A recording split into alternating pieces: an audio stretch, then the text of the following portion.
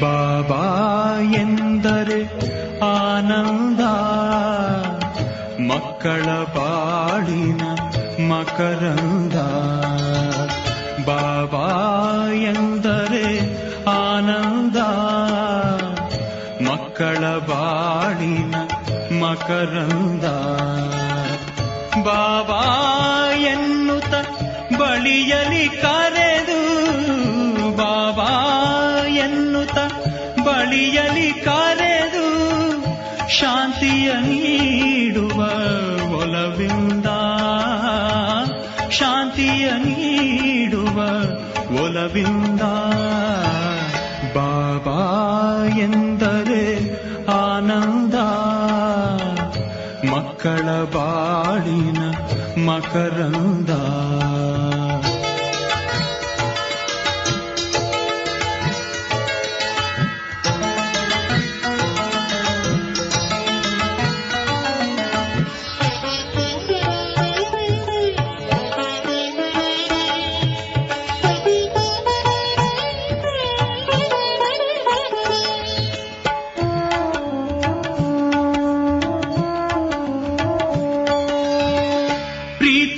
ಚಿಲುಮೆಯೇ ಬಾಬಾ, ಭೀತಿ ನಿವಾರಕ ಬಾಬಾ. ಪ್ರೀತಿಯ ಚಿಲುಮೆಯೇ ಬಾಬಾ, ಭೀತಿ ನಿವಾರಕ ಬಾಬಾ. ಆತ್ಮದ ಜ್ಯೋತಿಯ ಬೆಳಕನ್ನು ಚೆಲ್ಲಿ, ಆತ್ಮದ ಜ್ಯೋತಿಯ ಬೆಳಕನ್ನು ಚೆಲ್ಲಿ, ಚಿತ್ತದ ಕತ್ತಲೆ ನೀಗುವ ಬಾಬಾ, ಚಿತ್ತದ ಕತ್ತಲೆ ನೀಗುವ ಬಾಬಾ. ಬಾಬಾ ಎಂದರೆ ಆನಂದ, ಮಕ್ಕಳ ಬಾಳಿನ ಮಕರಂದ.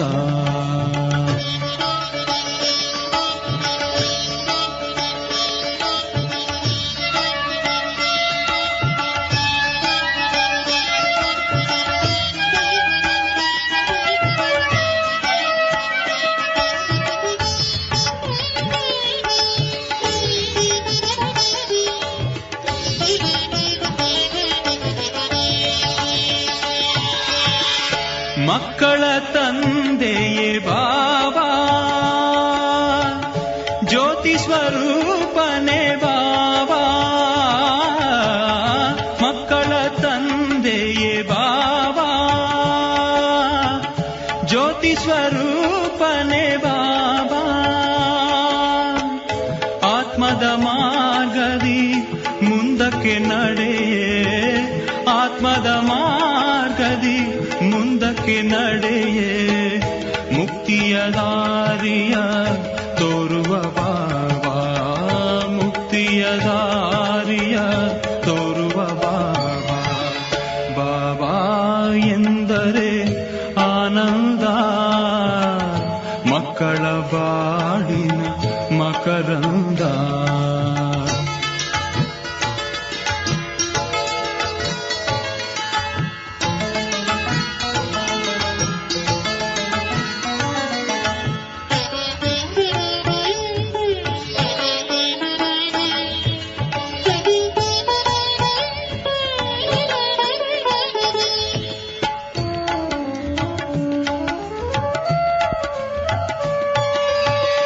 ಜ್ಞಾನವ ತಿಳಿಸಿಹ ಬಾಬಾ,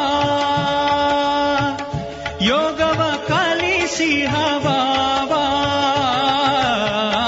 ಜ್ಞಾನವ ತಿಳಿಸಿಹ ಬಾಬಾ, ಯೋಗವ ಕಲಿಸಿಹ ಬಾಬಾ.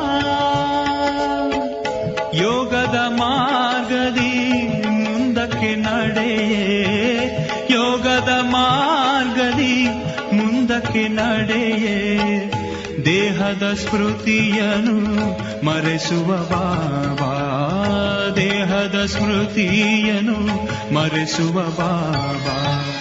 ಬಾಬಾ ಎಂದರೆ ಆನಂದ, ಮಕ್ಕಳ ಬಾಳಿನ ಮಕರಂದ.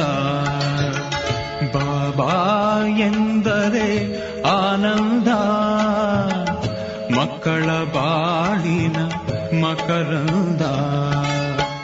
ಬಾಬಾ ಎನ್ನುತ್ತ ಬಳಿಯಲಿ ಕರೆದು, ಬಾಬಾ ಎನ್ನುತ್ತ ಬಳಿಯಲಿ ಕರೆದು, ಶಾಂತಿಯ ನೀಡುವ ಒಲವಿಂದ, ಶಾಂತಿಯ ನೀಡುವ ಒಲವಿಂದ. ಬಾಬಾ ಎಂದರೆ ಆನಂದ, ಮಕ್ಕಳ ಬಾಳಿನ ಮಕರಂದ. ಬಾಬಾ ಎಂದರೆ ಆನಂದ, ಮಕ್ಕಳ ಬಾಳಿನ ಮಕರಂದ.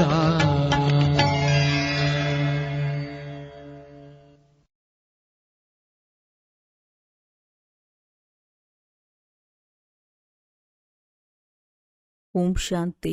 ಇಂದಿನ ದಿನಾಂಕ 1/8/2026. ಪ್ರಾರ್ಥ ಮುರುಳಿ ಬಾಪ್ ದಾದಾ ಮಧುಬನ. ಮಧುರ ಮಕ್ಕಳೇ, ಪರಚಿಂತನೆಯನ್ನು ಬಿಟ್ಟು ತಮ್ಮ ಕಲ್ಯಾಣ ಮಾಡಿಕೊಳ್ಳಿ. ನೀವು ಚಿನ್ನದಂತೆ ಆಗಿ ಅನ್ಯರಿಗೂ ಮಾರ್ಗವನ್ನು ತಿಳಿಸಿರಿ. ಪ್ರಶ್ನೆ: ಅಶರೀರಿಯಾಗುವ ಅಭ್ಯಾಸವನ್ನು ಯಾರು ಸದಾ ಮಾಡುತ್ತಿರುವರೋ ಅವರ ಮುಖ್ಯ ಲಕ್ಷಣಗಳನ್ನು ತಿಳಿಸಿ. ಉತ್ತರ: ಅವರು ಹಠದಿಂದ ತಮ್ಮ ಕರ್ಮೇಂದ್ರಿಯಗಳನ್ನು ವಶಪಡಿಸಿಕೊಳ್ಳುವುದಿಲ್ಲ. ಬದಲಾಗಿ ಅವರ ಕರ್ಮೇಂದ್ರಿಯಗಳು ಸ್ವತಃ ಶೀತಲವಾಗಿ ಬಿಡುತ್ತದೆ. ನಾವಾತ್ಮರು ಸಹೋದರರಾಗಿದ್ದೇವೆ ಎಂಬ ಸ್ಮೃತಿಯು ಸ್ವತಃ ಇರುತ್ತದೆ. ದೇಹಾಭಿಮಾನವು ಕಳೆಯುತ್ತಾ ಹೋಗುತ್ತದೆ. ನಾಮರೂಪದ ನಶೆಯು ಸಮಾಪ್ತಿಯಾಗುತ್ತಾ ಹೋಗುತ್ತದೆ. ಅನ್ಯರ ನೆನಪು ಬರುವುದಿಲ್ಲ. ಗೀತೆ: ನೀವು ಪ್ರೀತಿಯ ಸಾಗರನಾಗಿದ್ದೀರಿ. ಓಂ ಶಾಂತಿ. ಇವರು ಕೇವಲ ಪ್ರೀತಿಯ ಸಾಗರನಲ್ಲ, ಜ್ಞಾನ ಸಾಗರನಾಗಿದ್ದಾರೆ. ಜ್ಞಾನ ಮತ್ತು ಅಜ್ಞಾನ. ಜ್ಞಾನಕ್ಕೆ ದಿನವೆಂತಲೂ ಅಜ್ಞಾನಕ್ಕೆ ರಾತ್ರಿ ಎಂತಲೂ ಹೇಳಲಾಗುತ್ತದೆ. ಜ್ಞಾನ ಎಂಬ ಅಕ್ಷರವೇ ಚೆನ್ನಾಗಿದೆ. ಅಜ್ಞಾನವೆಂಬುದು ಕೆಟ್ಟ ಅಕ್ಷರವಾಗಿದೆ. ಅರ್ಧಕಲ್ಪ ಜ್ಞಾನದ ಪ್ರಾರಬ್ಧವಿರುತ್ತದೆ, ಇನ್ನರ್ಧಕಲ್ಪ ಅಜ್ಞಾನದ ಪ್ರಾರಬ್ಧವಿರುತ್ತದೆ.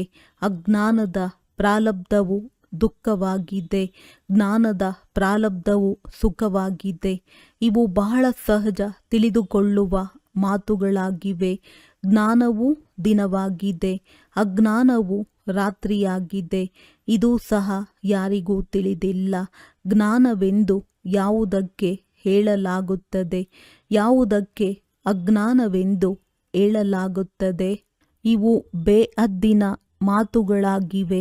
ಜ್ಞಾನವೆಂದರೇನು, ಭಕ್ತಿ ಎಂದರೇನು ಎಂಬುದನ್ನು ನೀವು ಎಲ್ಲರಿಗೂ ತಿಳಿಸುತ್ತೀರಿ. ಜ್ಞಾನದಿಂದ ನೀವು ಪೂಜ್ಯರಾಗುತ್ತಿದ್ದೀರಿ. ಯಾವಾಗ ಪೂಜ್ಯರಾಗಿ ಬಿಡುತ್ತೀರೋ ಆಗ ನಿಮಗೆ ಪೂಜೆಯ ಸಾಮಗ್ರಿ ಅಂದರೆ ಯಾವುದೆಲ್ಲ ಮಂದಿರ ಇತ್ಯಾದಿಗಳಿದೆಯೋ ಇದೆಲ್ಲದರ ಅರಿವಾಗುತ್ತದೆ. ನಿಮಗೆ ತಿಳಿದಿದೆ, ಇವೆಲ್ಲವೂ ನೆನಪಾರ್ಥವಾಗಿದೆ. ಅವರ ಜೀವನ ಚರಿತ್ರೆಯು ಏನೆಂಬುದನ್ನು ನೀವು ತಿಳಿದುಕೊಂಡಿದ್ದೀರಿ. ಯಾರು ಪೂಜೆ ಮಾಡಲು ಹೋಗುತ್ತಾರೆಯೋ ಅವರೂ ಸಹ ತಿಳಿದುಕೊಂಡಿಲ್ಲ. ಪೂಜೆಗೆ ಭಕ್ತಿ ಎಂದು ಹೇಳಲಾಗುತ್ತದೆ. ಭಗವಂತನು ಭಕ್ತಿಯ ಫಲವನ್ನು ಕೊಡುವುದಕ್ಕಾಗಿ ಭಕ್ತರೊಂದಿಗೆ ಮಿಲನ ಮಾಡಬೇಕಾಗಿದೆ. ಅಂದ ಮೇಲೆ ಭಗವಂತನೇ ಬಂದು ಪೂಜಾರಿಗಳಿಂದ ಪೂಜ್ಯರನ್ನಾಗಿ ಮಾಡುತ್ತಾರೆ. ಪೂಜ್ಯರು ಸತ್ಯಯುಗದಲ್ಲಿಯೂ ಪೂಜಾರಿಗಳು ಕಲಿಯುಗದಲ್ಲಿರುತ್ತಾರೆ. ಇಂದು ಏನಿದೆ, ನಾಳೆ ಏನಾಗುವುದು ಎಂಬುದನ್ನು ನೀವು ಮಕ್ಕಳು ತಿಳಿದುಕೊಂಡಿದ್ದೀರಿ. ವಿನಾಶವಂತೂ ಅವಶ್ಯವಾಗಿ ಆಗುವುದು. ಯಾವ ಸಮಯದಲ್ಲಿ ಬೇಕಾದರೂ ಆಗುವ ಸಾಧ್ಯತೆ ಇದೆ. ತಯಾರಿ ಆಗುತ್ತಿದೆ. ಅನೇಕ ಪ್ರಾಕೃತಿಕ ಆಪತ್ತುಗಳು ಬರುತ್ತವೆ ಎಂದು ಗಾಯನವಿದೆ. ಇದನ್ನು ಬರೆಯಬೇಕು. ಗೃಹ ಯುದ್ಧ ಮತ್ತು ಪ್ರಾಕೃತಿಕ ಆಪತ್ತುಗಳಿಗೆ ಈಶ್ವರಿಯ ವಿಕೋಪಗಳೆಂದು ಹೇಳುವುದಿಲ್ಲ. ಇದೆಲ್ಲವೂ ಡ್ರಾಮಾದಲ್ಲಿ ನಿಗದಿಯಾಗಿದೆ. ಇದರಲ್ಲಿ ಪ್ರಾಕೃತಿಕ ಆಪತ್ತುಗಳೆಲ್ಲವೂ ಬರಲಿವೆ. ವಿನಾಶದಲ್ಲಿ ಸಹಯೋಗ ಕೊಡುತ್ತದೆ. ಬೆಂಕಿಯ ಮಳೆ ಬೀಳುತ್ತದೆ. ಜನರು ಹಸಿವಿನಿಂದ ಸಾಯುತ್ತಾರೆ. ಭೂಕಂಪಗಳಾಗಲಿವೆ. ಇದರ ಮುಖಾಂತರವೇ ವಿನಾಶವಾಗಬೇಕಾಗಿದೆ. ಮಕ್ಕಳಿಗೆ ತಿಳಿದಿದೆ, ಇದಂತೂ ಅವಶ್ಯವಾಗಿ ಆಗುವುದು. ಇಲ್ಲದಿದ್ದರೆ ಸತ್ಯಯುಗದಲ್ಲಿ ಅಷ್ಟು ಕಡಿಮೆ ಜನಸಂಖ್ಯೆಯು ಹೇಗೆ ಇರುವುದು? ಅಂದ ಮೇಲೆ ಅವಶ್ಯವಾಗಿ ಒಟ್ಟಿಗೆ ವಿನಾಶವಾಗುವುದು. ಮಕ್ಕಳು ಬಹಳ ಚೆನ್ನಾಗಿ ತಿಳಿದುಕೊಂಡಿದ್ದೀರಿ. ಎಲ್ಲ ಬಟ್ಟೆಗಳನ್ನು ಈಗ ಒಗೆಯಲಾಗುತ್ತದೆ. ಇದು ಬೇಹದ್ದಿನ ಬಹಳ ದೊಡ್ಡ ಯಂತ್ರವಾಗಿದೆ. ಕೊಳಕಾದ ಬಟ್ಟೆಗಳನ್ನು ಒಗೆದರು ಎಂದು ಗಾಯನವಿದೆ. ವಾಸ್ತವದಲ್ಲಿ ಬಟ್ಟೆಗಳ ಮಾತಿಲ್ಲ, ಇದು ಶರೀರದ ಮಾತಾಗಿದೆ. ಆತ್ಮರನ್ನು ಯೋಗಬಲದಿಂದ ತೊಳೆಯಬೇಕಾಗಿದೆ. ಈ ಸಮಯದಲ್ಲಿ ಪಂಚತತ್ವಗಳೇ ತಮೋಪ್ರಧಾನವಾಗಿರುವುದರಿಂದ ಶರೀರವು ಅದೇ ರೀತಿ ಇರುತ್ತದೆ. ಪತಿತ ಪಾವನ ತಂದೆಯು ಬಂದು ಪಾವನರನ್ನಾಗಿ ಮಾಡುತ್ತಾರೆ. ಮತ್ತೆಲ್ಲರೂ ಸಮಾಪ್ತಿಯಾಗಿ ಬಿಡುತ್ತಾರೆ. ಹೇಗೆ ಪಾವನರಾಗುತ್ತೇವೆ ಎಂಬುದನ್ನು ನೀವು ತಿಳಿದುಕೊಂಡಿದ್ದೀರಿ. ತಂದೆಯು ಬಹಳ ಸಹಜ ಮಾರ್ಗವನ್ನು ತಿಳಿಸುತ್ತಾರೆ. ಮನುಷ್ಯರು ಏನನ್ನೂ ತಿಳಿದುಕೊಂಡಿಲ್ಲ.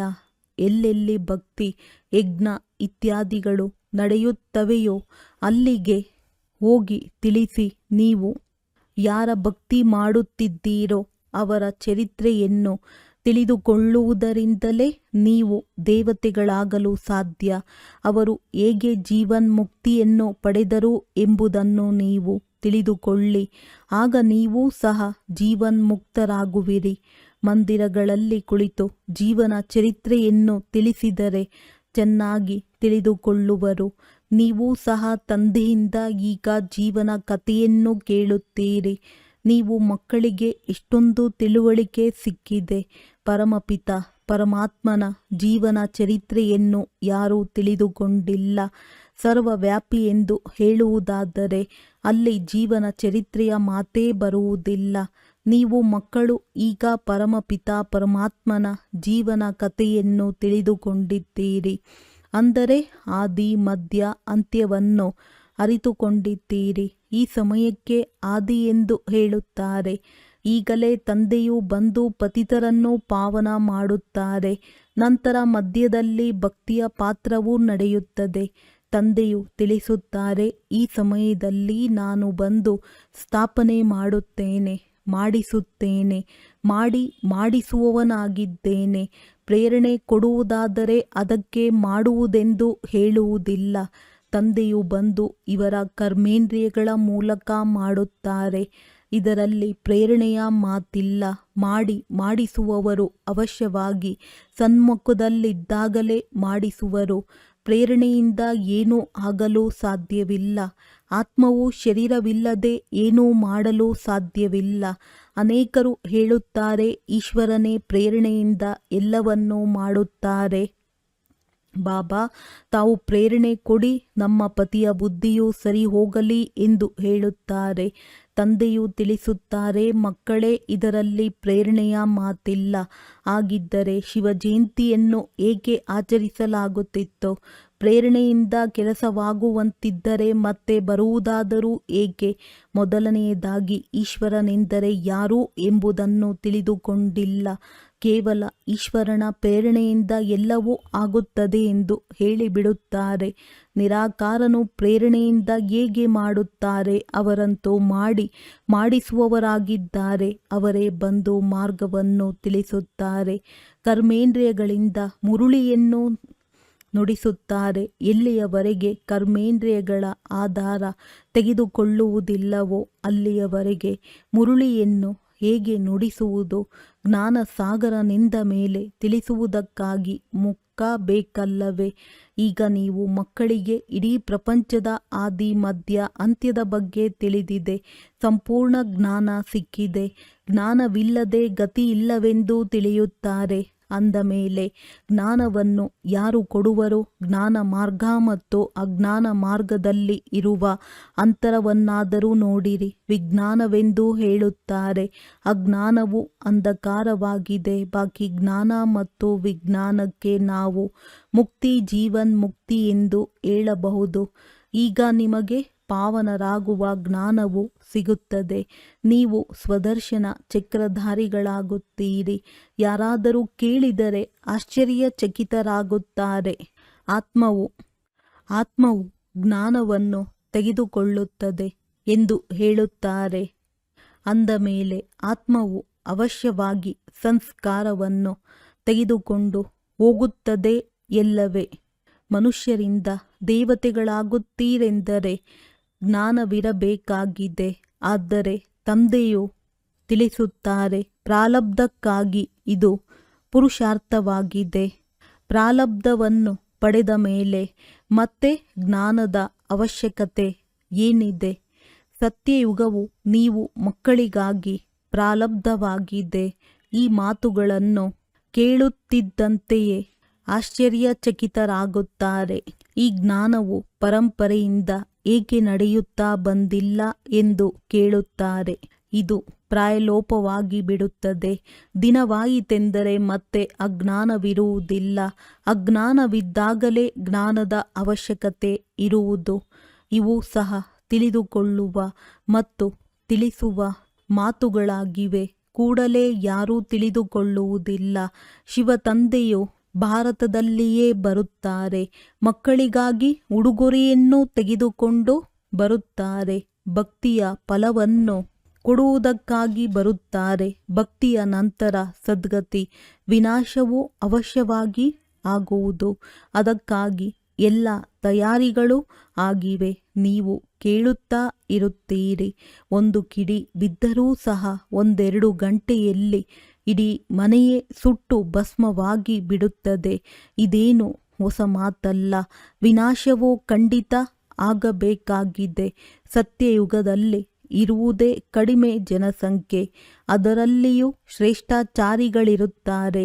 ಅಂದಾಗ ಶ್ರೇಷ್ಠಾಚಾರಿಗಳಾಗುವುದರಲ್ಲಿ ಎಷ್ಟೊಂದು ಪರಿಶ್ರಮವಾಗುತ್ತದೆ.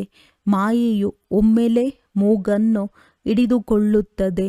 ಹೀಗೆ ಬೀಳುವವರಿಗೆ ಬಹಳ ಪೆಟ್ಟು ಬೀಳುತ್ತದೆ. ಸಮಯ ಹಿಡಿಸುತ್ತದೆ. ಕಾಮವಿಕಾರವು ಅತಿ ದೊಡ್ಡ ಪೆಟ್ಟಾಗಿದೆ. ಆದ್ದರಿಂದಲೇ ಕಾಮ ಮಹಾಶತ್ರುವೆಂದು ಹೇಳಲಾಗುತ್ತದೆ. ಇದೇ ಪತಿತರನ್ನಾಗಿ ಮಾಡುತ್ತದೆ. ವಿಕಾರದ ಮೇಲೆಯೇ ಜಗಳವಾಗುತ್ತದೆ. ಪವಿತ್ರರಾಗಿರಲು ಬಿಡದೆ ಇದ್ದಾಗ ಅವಶ್ಯವಾಗಿ ಹೇಳುತ್ತಾರೆ, ಇದಕ್ಕಿಂತಲೂ ಪಾತ್ರೆಯನ್ನು ತೊಳೆಯುವುದೇ ಒಳ್ಳೆಯದು. ಕಸಗುಡಿಸಿ ಪಾತ್ರೆಯನ್ನು ತೊಳೆದರೂ ಪರವಾಗಿಲ್ಲ. ಆದರೆ ಪವಿತ್ರವಾಗಿರುತ್ತೇವೆ. ಇದರಲ್ಲಿ ಬಹಳ ಧೈರ್ಯ ಬೇಕು. ಯಾವಾಗ ಯಾರಾದರೂ ತಂದೆಯ ಆಶ್ರಯದಲ್ಲಿ ಬರುತ್ತಾರೆಯೋ ಆಗ ಮಾಯೆಯೂ ಸಹ ಯುದ್ಧ ಮಾಡಲು ಆರಂಭಿಸುತ್ತದೆ. ಪಂಚ ವಿಕಾರಗಳ ರೋಗವು ಇನ್ನೂ ಅಧಿಕವಾಗಿ ಹೊರಬರುತ್ತದೆ. ಮೊದಲು ಪಕ್ಕಾ ನಿಶ್ಚಯ ಬುದ್ಧಿಯವರಾಗಬೇಕು. ಜೀವಿಸಿದಂತೆಯೇ ಸತ್ತಿದ್ದೀರಿ. ಇಲ್ಲಿಂದ ನಿಮ್ಮ ದೋಣಿಯು ಹೊರಟಿದೆ. ನೀವು ಕಲಿಯುಗಿ ವಿಕಾರಿ ತೀರವನ್ನು ಬಿಟ್ಟಿದ್ದೀರಿ. ನೀವೀಗ ಯಾತ್ರೆಯಲ್ಲಿ ಹೋಗುತ್ತಿದ್ದೀರಿ. ಅಶರೀರಿಯಾಗಿ ತಮ್ಮ ಮನೆಗೆ ಹೋಗುತ್ತೀರಿ. ಆತ್ಮಕ್ಕೆ ಈ ಜ್ಞಾನವಿದೆ. ನಾವು ಒಂದು ಶರೀರವನ್ನು ಬಿಟ್ಟು ಇನ್ನೊಂದರಲ್ಲಿ ಹೋಗುತ್ತೇವೆ. ಗೃಹಸ್ಥ ವ್ಯವಹಾರದಲ್ಲಿರುತ್ತಾ ಕಮಲ ಪುಷ್ಪ ಸಮಾನ ಪವಿತ್ರರಾಗಿ ಯಾತ್ರೆಯಲ್ಲಿರುತ್ತೇವೆ. ಬುದ್ಧಿಯಲ್ಲಿ ನೆನಪಿರಲಿ, ಇದಂತೂ ಸ್ಮಶಾನವಾಗಿದೆ. ನಾವೀಗ ಸುಖಧಾಮಕ್ಕೆ ಹೋಗುತ್ತೇವೆ. ತಂದೆಯು ನಮಗೆ ಆಸ್ತಿಯನ್ನು ಕೊಡುವ ಯುಕ್ತಿಯನ್ನು ತಿಳಿಸುತ್ತಿದ್ದಾರೆ.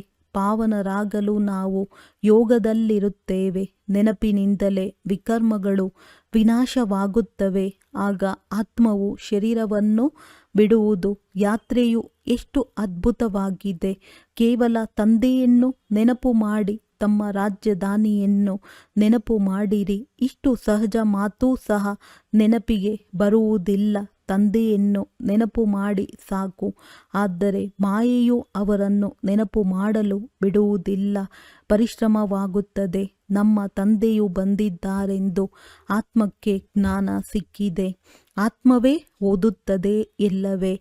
ಆತ್ಮವು ಶರೀರದ ಮೂಲಕ ಜನ್ಮ ಪಡೆಯುತ್ತದೆ. ಆತ್ಮವು ಸಹೋದರನಾಗಿದೆ. ದೇಹಾಭಿಮಾನದಲ್ಲಿ ಬರುವುದರಿಂದ ಮತ್ತೆ ಅನೇಕ ಸಂಬಂಧಗಳಾಗಿ ಬಿಡುತ್ತವೆ. ಇಲ್ಲಿ ನೀವು ಸಹೋದರರಾಗಿದ್ದೀರಿ. ಪರಸ್ಪರ ಸಹೋದರಿಯೂ ಆಗಿದ್ದೀರಿ. ಪ್ರವೃತ್ತಿ ಮಾರ್ಗವಲ್ಲವೇ. ಇಬ್ಬರಿಗೂ ಆಸ್ತಿಯೂ ಬೇಕು.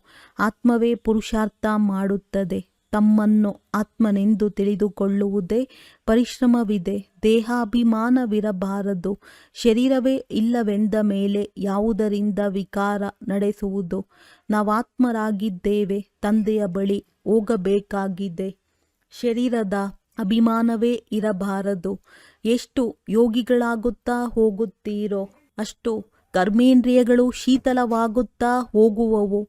ದೇಹಾಭಿಮಾನದಲ್ಲಿ ಬರುವುದರಿಂದ ಕರ್ಮೇಂದ್ರಿಯಗಳು ಚಂಚಲವಾಗುತ್ತವೆ. ಆತ್ಮಕ್ಕೆ ತಿಳಿದಿದೆ, ನಮಗೆ ಪ್ರಾಪ್ತಿಯಾಗುತ್ತಿದೆ. ಶರೀರದಿಂದ ಭಿನ್ನವಾಗುತ್ತಾ ಹೋದಾಗ ಕರ್ಮೇಂದ್ರಿಯಗಳು ಶಾಂತವಾಗುತ್ತಾ ಹೋಗುವುದು. ಸನ್ಯಾಸಿಗಳು ಔಷಧಿಯನ್ನು ಸೇವಿಸಿ ಕರ್ಮೇಂದ್ರಿಯಗಳನ್ನು ಶಾಂತ ಮಾಡಿಕೊಳ್ಳುತ್ತಾರೆ. ಅದಂತೂ ಹಠಯೋಗವಾಯಿತಲ್ಲವೇ. ನೀವು ಯೋಗದಿಂದ ಕೆಲಸ ತೆಗೆದುಕೊಳ್ಳಬೇಕಾಗಿದೆ. ಯೋಗ ಬಲದಿಂದ ನೀವು ಕರ್ಮೇಂದ್ರಿಯಗಳನ್ನು ವಶಪಡಿಸಿಕೊಳ್ಳಲು ಸಾಧ್ಯವಿಲ್ಲವೇ? ಎಷ್ಟು ಆತ್ಮ ಅಭಿಮಾನಿಯಾಗುತ್ತಾ ಹೋಗುತ್ತೀರೋ ಅಷ್ಟು ಕರ್ಮೇಂದ್ರಿಯಗಳು ಶಾಂತವಾಗಿ ಬಿಡುತ್ತವೆ. ಬಹಳ ಪರಿಶ್ರಮ ಪಡಬೇಕಾಗುತ್ತದೆ. ಪ್ರಾಪ್ತಿಯು ಬಹಳ ಉನ್ನತವಾಗಿದೆ ಎಲ್ಲವೇ. ತಂದೆಯು ತಿಳಿಸುತ್ತಾರೆ, ಯೋಗ ಬಲದಿಂದ ನೀವು ವಿಶ್ವದ ಮಾಲೀಕರಾಗುತ್ತೀರಿ. ಕರ್ಮೇಂದ್ರಿಯಗಳ ಮೇಲೆ ಜಯ ಗಳಿಸುತ್ತೀರಿ. ಆದ್ದರಿಂದ ಭಾರತದ ಯೋಗವು ಪ್ರಸಿದ್ಧವಾಗಿದೆ. ನೀವು ಮನುಷ್ಯನಿಂದ ದೇವತೆ, ಪತಿತರಿಂದ ಪಾವನರಾಗುತ್ತೀರಿ. ಪ್ರಜೆಗಳೂ ಸಹ ಸ್ವರ್ಗವಾಸಿಗಳೇ ಅಲ್ಲವೇ. ಯೋಗ ಬಲದಿಂದ ನೀವು ಸ್ವರ್ಗವಾಸಿಗಳಾಗುತ್ತೀರಿ. ಬಾಹುಬಲದಿಂದ ಸಾಧ್ಯವಿಲ್ಲ. ಇದರಲ್ಲಿ ಏನೂ ಕಷ್ಟವಿಲ್ಲ. ಕುಮಾರಿಯರಿಗಂತೂ ಸ್ವಲ್ಪವೂ ಪರಿಶ್ರಮ ಇಲ್ಲ. ಬಂಧನ ಮುಕ್ತರಾಗಿದ್ದಾರೆ. ವಿಕಾರದಲ್ಲಿ ಹೋದರೆಂದರೆ ಬಹಳ ದೊಡ್ಡ ಪಂಚಾಯಿತಿಯಾಗಿ ಬಿಡುತ್ತದೆ. ಕುಮಾರಿಯರಾಗಿರುವುದೇ ಒಳ್ಳೆಯದಾಗಿದೆ. ಇಲ್ಲವಾದರೆ ಮತ್ತೆ ಅದರ್ ಕುಮಾರಿ ಎಂದು ಹೆಸರು ಬರುತ್ತದೆ. ಅಂದ ಮೇಲೆ ದಂಪತಿಗಳಾಗುವುದಾದರೂ ಏಕೆ? ಇದರಲ್ಲಿಯೂ ನಾಮರೂಪದ ನಶೆ ಏರುತ್ತದೆ. ಇದು ಸಹ ಮೂರ್ಖತೆಯಾಗಿದೆ. ದಂಪತಿಗಳಾದ ಮೇಲೆ ಪವಿತ್ರರಾಗಿರಲು ಬಹಳ ದೊಡ್ಡ ಸಾಹಸ ಬೇಕು. ಜ್ಞಾನದ ಪರಾಕಾಷ್ಠತೆಯನ್ನು ಹೊಂದಿರಬೇಕು. ಅನೇಕರು ಇದರಲ್ಲಿ ಸಾಹಸವನ್ನು ಇಡುತ್ತಾರೆ. ಆದರೆ ವಿಕಾರದ ಬೆಂಕಿಯ ಶಾಖವು ಬಂದು ಬಿಟ್ಟರೆ ಆಟವೇ ಸಮಾಪ್ತಿಯಾಗುವುದು. ಆದ್ದರಿಂದ ತಂದೆಯು ತಿಳಿಸುತ್ತಾರೆ, ಕುಮಾರಿಯಾಗಿರುವುದೇ ಒಳ್ಳೆಯದು. ಅದರ್ ಕುಮಾರಿಯಾಗುವ ಸಂಕಲ್ಪವಾದರೂ ಏಕೆ ಮಾಡಬೇಕು? ಕುಮಾರಿಯರ ಹೆಸರು ಪ್ರಸಿದ್ಧಿಯಾಗಿದೆ. ಬಾಲಬ್ರಹ್ಮಚಾರಿಯಾಗಿದ್ದೀರಿ. ಬಾಲಬ್ರಹ್ಮಚಾರಿಯಾಗುವುದು ಒಳ್ಳೆಯದಾಗಿದೆ. ಪವಿತ್ರತೆಯ ಶಕ್ತಿ ಇರುತ್ತದೆ. ಮತ್ಯಾರ ನೆನಪು ಬರುವುದಿಲ್ಲ. ಬಾಕಿ ಸಾಹಸವಿದ್ದರೆ ಮಾಡಿ ತೋರಿಸಿ. ಇದರಲ್ಲಿಯೇ ಪರಿಶ್ರಮವಿದೆ. ಕುಮಾರಿಯಾಗಿದ್ದಾಗ ಒಬ್ಬರೇ ಇರುತ್ತಾರೆ. ವಿವಾಹವಾಗಿ ಬಿಟ್ಟರೆ ಅಲ್ಲಿ ಇಬ್ಬರಾಗಿ ಬಿಡುತ್ತಾರೆ. ಇಬ್ಬರಿಂದ ದ್ವೈತ್ಯವು ಬಂದು ಬಿಡುತ್ತದೆ. ಸಾಧ್ಯವಾದಷ್ಟು ಕುಮಾರಿಯಾಗಿರುವುದೇ ಒಳ್ಳೆಯದಾಗಿದೆ. ಕುಮಾರಿಯರು ಸೇವೆಗಾಗಿ ಹೊರಡಬಹುದಾಗಿದೆ. ಬಂಧನದಲ್ಲಿ ಬಿದ್ದರೆ ಮತ್ತೆ ಗೊಂದಲವೂ ವೃದ್ಧಿಯಾಗುತ್ತಾ ಹೋಗುತ್ತದೆ.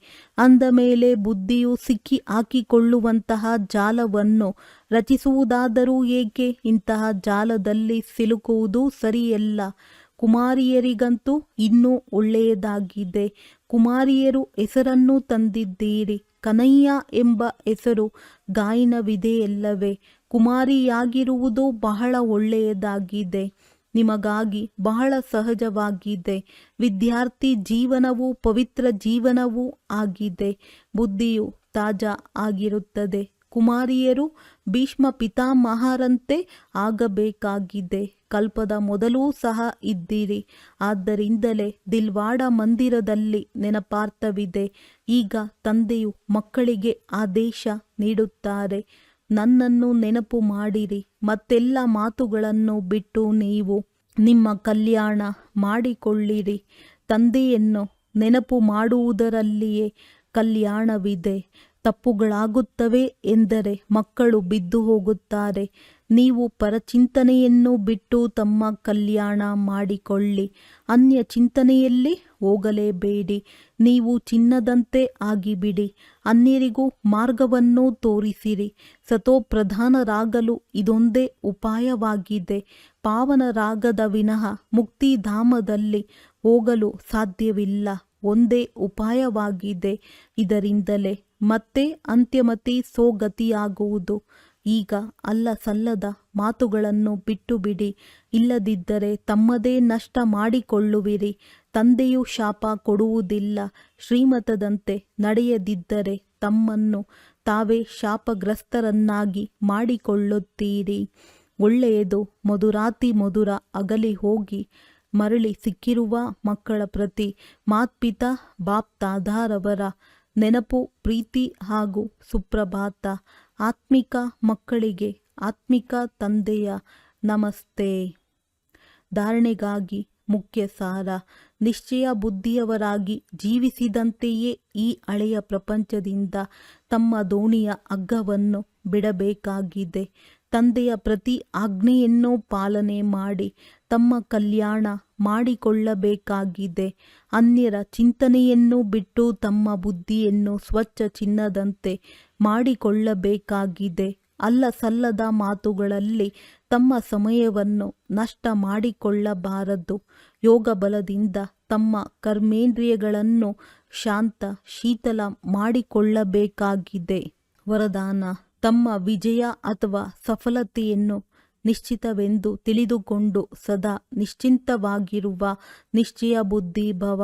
ಯಾವ ಮಕ್ಕಳು ಸದಾ ತಂದೆಯಲ್ಲಿ ಸ್ವಯಂನ ಪಾತ್ರದಲ್ಲಿ ಮತ್ತು ಡ್ರಾಮಾದ ಪ್ರತಿ ಸೆಕೆಂಡಿನ ಪಾತ್ರದಲ್ಲಿ 100% ನಿಶ್ಚಯ ಬುದ್ಧಿ ಆಗಿದ್ದಾರೆಯೋ ಅವರ ವಿಜಯ ಅಥವಾ ಸಫಲತೆಯೂ ನಿಶ್ಚಿತವಾಗಿದೆ. ನಿಶ್ಚಿತ ವಿಜಯವಿರುವ ಕಾರಣದಿಂದ ಅವರು ಸದಾ ನಿಶ್ಚಿಂತವಾಗಿರುತ್ತಾರೆ. ಅವರ ಚೆಹರೆಯಿಂದ ಯಾವುದೇ ಚಿಂತೆಯ ರೇಖೆಗಳು ಕಂಡುಬರುವುದಿಲ್ಲ.